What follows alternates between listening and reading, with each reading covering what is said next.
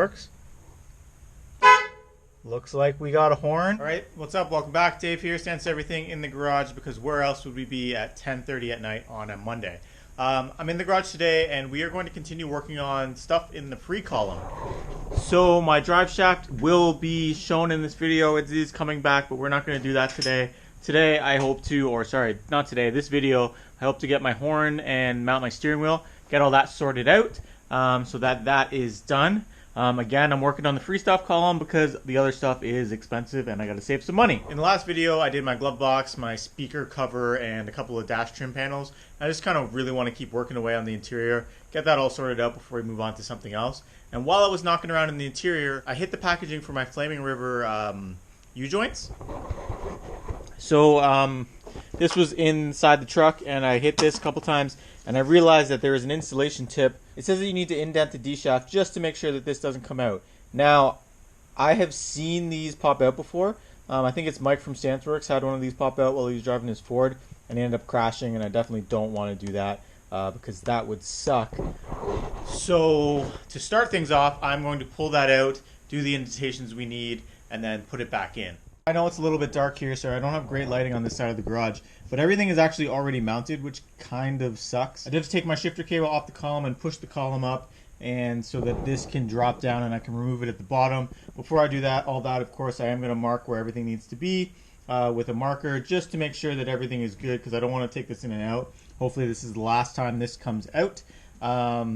So I'm not, because as you can tell, there isn't really great light over here, I'm not going to film all of this removal, but I will take it over to the bench and film indenting it, and then we'll jam it all back together. Okay, so I've removed the double D shaft here. It's off the truck now. As you can see, here's the joint. So I might as well explain it while I have it all off here. I actually didn't intend for this one to come off, but it wasn't tightened down, so it came off. So this will go on the end here. It'll slide in. It's actually a little bit tight.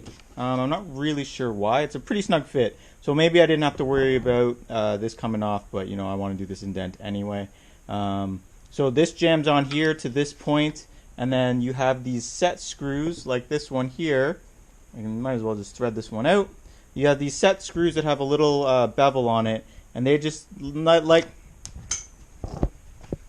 you have these set screws that have a little bevel in it, and they just go into the little notch that you need to put in there. And thankfully, the IDIDIT one actually tells you what it says. Using a 1/4 inch drill bit, spot the shaft where the set screw will seat, and then reinstall everything together. So now that I know where it's going to be, I'm just going to drill this one. I've actually already done the other one, and then we'll just jam it all back in the truck, and we'll know that there'll be a nice grip for this. This is never going to pop off and leave me with no steering, which would suck. Here I put an indent on each end. This is actually the opposite end of the one I originally showed you, but it doesn't really make a difference. That is what you need to do, and then you'll see here this beveled edge, and just sits in there nice, and there's a nice grip there. It's not going to slip off. It's going to get a nice bite in there. You can tighten it down, and you will be safe. So now the next thing to do is just jam this all back in the truck. And then we can talk about the next thing we're going to be doing in this video. Winding it down for day one of this video. I know it was not a lot of video coverage for you guys to see, but trust me, it wasn't very exciting what I was doing. But this is back in place now, and I feel pretty confident that it is not going to fall off when I'm driving, which is super important. And you need this shaft to stay in so that you can take control of the vehicle. So I'm pretty happy that that's done. Next up on my list of things to do is to install my steering wheel and my horn and my horn ring and all that. So let's take a look at what I got to do there. Okay, we're going to explain the next part of this video in my truck. So you can see that I have my steering wheel here. It's a 55 to 59, I think, Bel Air wheel. It's in pretty decent shape. It's going to do the job for now until I decide if I really want to use this wheel or move with something smaller. What I don't have is a way to honk the horn. Don't want to put a switch on the dash because I think that's kind of jank. I do want the horn ring to work. I do have the horn ring, and I have the cap. Unfortunately, if you look in here, there is a bunch of stuff that should be in here that is missing. It's been missing since I got this wheel. And I want to fix that. So thankfully in my box of goodies here, we don't need to worry about that bag. I do have the IDIDIT sort of horn ring kit for sort of this situation. And then I bought a factory repair sort of kit for the wheel. So you can see 55 to 56, 58 to 60, and 64 Impala horn repair kit. This is not an Impala kit, but I think that kit should work pretty well. If not, we'll scrap this whole video and I'll have to think of something else. So tomorrow, not tonight, I'm going to try and get all this together and hope that it all works. So we'll see you in the next cut where I've got sort of everything opened up and I'm trying to jam it together to see if I can get this all to work. So we're back again, working on getting my steering wheel and horn button, everything working. I brought it over to the bench just because it was a little bit easier to sort of explain what we got going on here. So obviously we got my wheel, we've got my horn ring, which is this bit here, and then we've got the cap here. My horn ring is actually broken. If you look, it's broken right there. So I have a screw that kind of holds it together. I know it's a little bit jank, but you can't weld pot metal. You can't really glue pot metal, so that was the best solution I had at the time. I am going to try and put a better piece of hardware in there so it doesn't look as bad, but that's what we're going to work with for now. So those are all of the original factory pieces that I had, and then I'm missing a bunch of stuff, but it's this kit here that I need. So if I'm going to kind of pour out these pieces very carefully, what you end up having is, if I remember this correctly, this is the horn ring that goes in there. This makes the contact for the horn. No, I think it goes, as you can tell, I haven't really done this before, but I do have some instructions I'm going to reference. I think that piece goes here. This goes like that. This goes in here, lines up with those, and then these screws hold it all together. And then you got the horn ring that goes on top. Actually, I think the screws go through this holds everything together. And then when you push down on the horn ring, it makes contact with this, which then pushes a plunger that is in this kit through into the steering column. That is my best kind of guess on how it all works. Obviously, I'm going to open up this kit as well and just go through the instructions there. Pretty sure this ring in here goes on the bottom of the steering wheel. Basically, there's a whole bunch of little fiddling around I got to do before the horn can honk. So I'm going to pull everything out. I'm going to do what I can here on the bench, and then I'm going to try and set the camera up in the truck and sort of explain what I'm doing as I do it. So let's just get into it. I'm going to lay everything out, make sure I've got everything, and then we'll move forward from there. Okay, so shout out to IDIDIT for explaining things way better than I did. So as I said, you got the screw retainer, the horn ring, which is this piece here. You got the contact bushing, which I actually have some that came with the IDIDIT kit and some OEM ones. They actually prefer that you use theirs, so I'm going to use theirs. And then you have that's the horn contact plate here. You put that in concave side down, and then you kind of jam it all together. The one thing that I'd have to do is you need to install the aluminum spacer ring to the back of the steering wheel with silicone. I'm going to see if I got some silicone first to sort of get all that done, and then we'll keep her moving. So I've installed the ring on the end of the steering wheel here as per the instructions, this step right here, figure 8. I didn't have to drill any of the holes or anything like that because my horn thing does go through, at least hopefully it goes through. If not, I'll drill the hole. It's not going to be a big deal with this all said and done.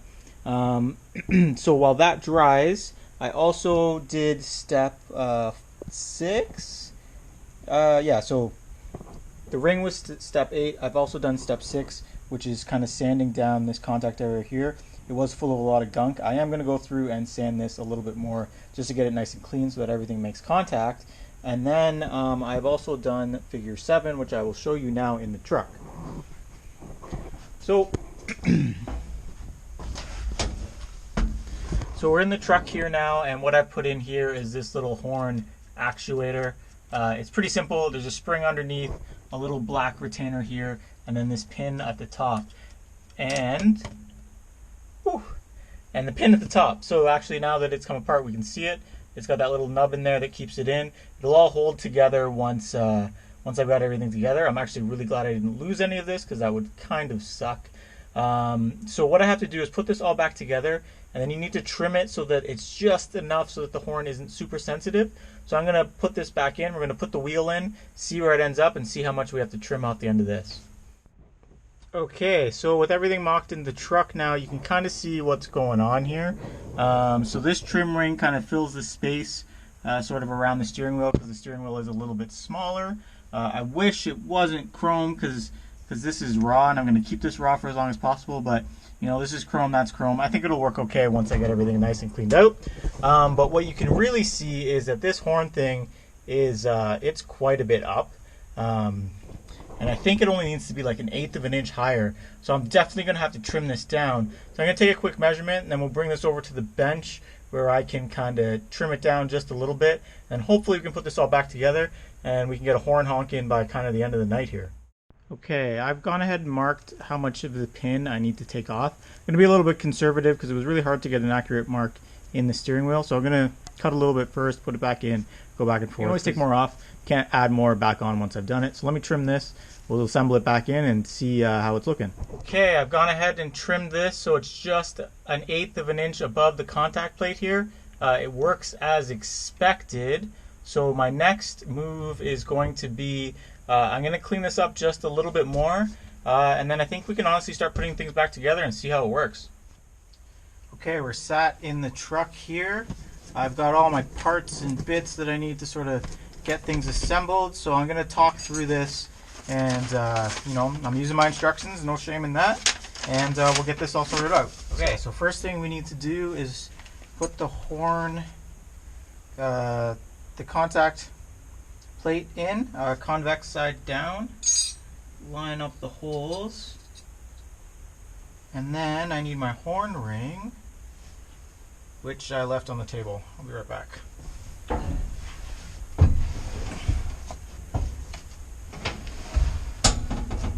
Okay, I'm back.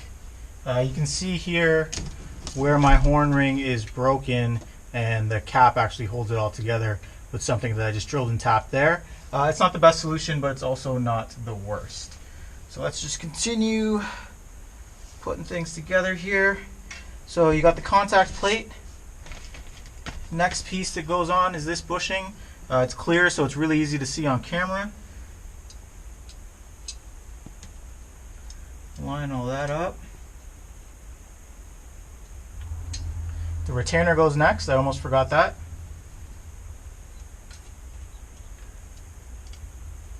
Okay, so everything is assembled here. The retainer is in, then it's the horn ring, then there's a bushing, and then the contact plate at the bottom. And if I do this, it does move as it should. Obviously mine's a bit janky because this is broken, but once I put the cover in, it should all work out really well, but I can just test it out that way.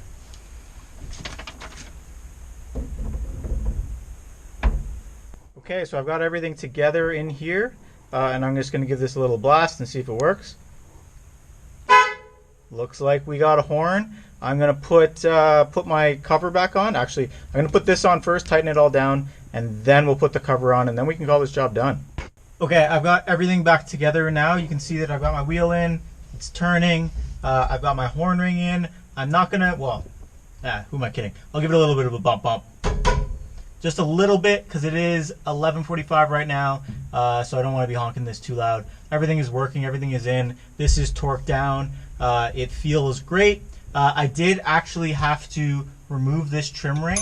I'm not really sure why, but it was binding against this spot here. I don't know if, I'm actually not really sure what was happening there. I'm going to revisit this at some point because I would want that trim ring in. It did look better. But I really don't know why it's binding. If I need to machine a spacer for somewhere, if I need to take a little bit off of this, if I need to take a bit off the steering wheel, I'm not 100% sure. But for the sake of the steering wheel being on and passing safety and having a horn, we can call this job done, just knowing that I did forget this ring. And we do have to revisit it, but I'm not trying to hide that. If you notice it looks a little bit different, it's because I just had to pull the ring off. So I just pulled it off. Luckily the silicone hadn't fully set, so I was able to pull it off, clean it up, and get it back on, and then torque the steering wheel bolt down to, steering wheel nut, sorry, down to about the 32 foot-pounds that it needs to be. But we can call this job done. So let's head over to the whiteboard and knock another thing off the list. Okay, so we are back at the board now, and I have knocked off horn and mount steering wheel from my free stuff column. My wife commented the other day and said that these are not free things because I've actually paid for them, but I consider them free things because they're not money out of my pocket right now. Anyway, semantics aside, I know that you're probably tired of me working on the interior of the truck and you want to see me go back towards working on things that are from moving under its own power, which the next thing would be is drive shaft cross member.